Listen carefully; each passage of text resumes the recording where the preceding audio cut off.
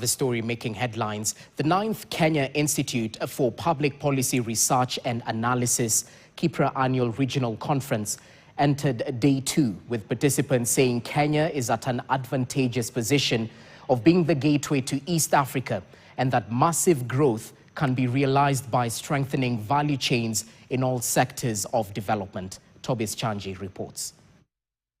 It was day 2 of the 3 days long conference, where stakeholders deliberated on ways of strengthening value chains, with Kenya being singled out as the gateway to East Africa, yet it is not reaping the maximum benefits. Very many economies have recorded growth over the years. An important question remains: how do we ensure that growth translates into broad-based prosperity for citizens, enterprises, workers, and communities?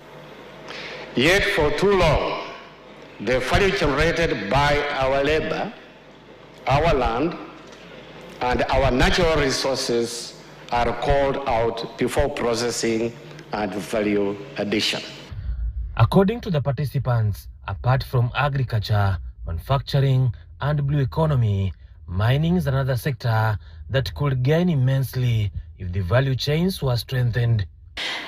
The transformation of value chains from minerals to maritime, from manufacturing to agriculture, will be the foundation of Kenya's global competitiveness.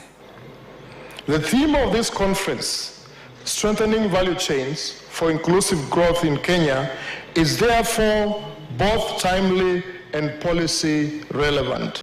Tobias Chanji, KTN, Mombasa County.